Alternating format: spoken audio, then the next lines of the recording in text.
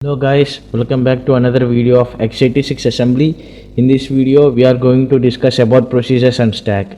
What is the definition of a procedure? Procedure is nothing but a set of instructions that are executed in a user defined body. You can know, I think you might have an idea about functions in C. So that is the exactly procedure, that is what we call procedures in x86 assembly. But in functions in C program we should not we may or may not define the written instruction, but in x86 assembly you must conformly write the written instruction at the end of our user defined procedure. So here, because the functionality of written is to end the program or to tell the assembler here this is the endpoint of our procedure, and to return the program control to the main function. So that is the purpose of mentioning the written statement in our user defined procedure. Let us take a close look by seeing the program. See, here is the program of a procedure. So in the data section we define the message to represent the sum of two numbers, and in BSS means BSS is used for to reserve the memory for result.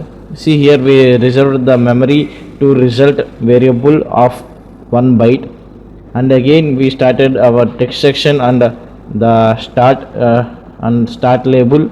See, here we moved number 4 to ECX register, and we converted the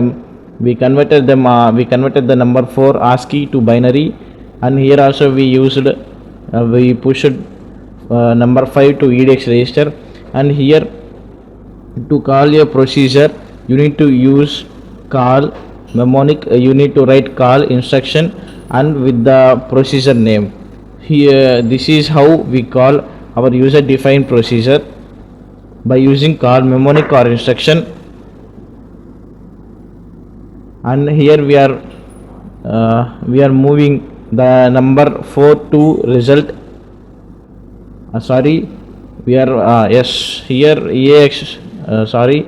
After calling some instruction, the program control will goes to some procedure, and here ECX register is moved to EX register, where ECX register hold the value of 4, and after moving this we are adding EDX register to EX register. At last our sum will get stored into EX register, and again we are converting that into ASCII character.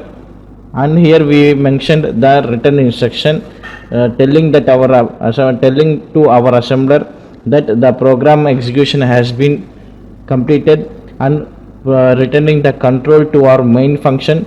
See here, and again the program execution flow will be started here. After calling this call of our procedure, the program control will be directly shifted to our user defined procedure. After completion and after reading this written instruction by our assembler, the program control will again shift it to here, and the result is pushed to result variable, and again as it is we are printing the message by using stdout file descriptor, and by invoking the systemwrite system call, and again we are going to display the result by using the same thing. Here EDX1 and ECX memory address is passing to ECX register, and again file descriptor, and invoking the syswrite system call, and later we are interrupting the kernel with relevant system call. At last we are exiting the program with system by invoking the exit system call. At last we are interrupting the kernel with relevant system call. This is how the program will the user defined procedure will be. See here, this is a basic example of calculating the two sums and for the procedure. Here sum is our user defined procedure. When we the instruction will be pointed to this, automatically the program execution flow will be controlled, pointed to given to our sum procedure. At last, after executing this, and when the return instruction is sought by our assembler, and again it will return to the main function, control will be returned to the main function. So this is up to procedures, and let us discuss about stacks. All people know about stacks. Stacks is a linear data structure that consists of LIFO property. LIFO means last in first out.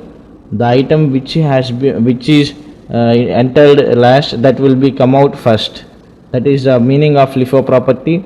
Here, to maintain stack, you need to know about two registers. One is stack segment and another one is extended stack pointer. Here ESP is the register that will maintain our top of the stack, and SP means stack pointer, that will gives you the offset address. See here, you need to remember some of the points. Stack will grow on by decreasing the memory value. So as it grows, the memory value will be decreased. So the top of the stack will points to the lower byte address. You need to remember these 2 points. First point is the stack grows linearly by decreasing by decreasing enough memory space, and the top of the stack will point to the lower byte address. Okay, let's see a program that is implemented by stack. I didn't executed the procedure program. Okay, I just showing you to how the procedures and the stacks are implemented. See here, the section data, in data section, the characters, everything is defined, and in the start label we called display function. So display function will be called, and 256 characters in so this program will print all 256 ASCII characters. Okay, as we know that our stack have 2 operations, one is push and another one is pop. Let us discuss about those things now. Here we are pushing ECX to stack, and we are moving, and we are printing, we are printing the first ASCII character. A char means ASCII character, and then we are popping the count, ECX register to decrement the value, and we are moving the ASCII character to DX register, data register. And I don't know about this instruction, why it's typecasted to A char, and those two are comparing. 0DH means in decimal value the value will be 13. I don't know why these two are compared. And we are incrementing the ASCII character to 1, means to print the next character, and again we are going to execute next. Here all members know what is loop, that will iterate the next, means the procedure will be called again and again till the program, count register value, count value will be reaches to 0. At last we are using, we mentioned the return statement, and again it will goes to here, and here EAX register will be 1, and our appropriate program will be exited with the system, in relevant system call. So here push means the character, count ECX register will get pushed onto the stack, and we are again popping it, and for new character we are maintaining some space. Here the stack will only store the double word or word. It can't store a byte. I think you need to make sure to hear this point clearly. Stack can only store word or double word. It can't hold the byte values. So I hope all members understood about procedures and stack. If you like the video, please do like and subscribe and tap on the bell icon. Never miss an update from our channel. Happy learning. Have a great day.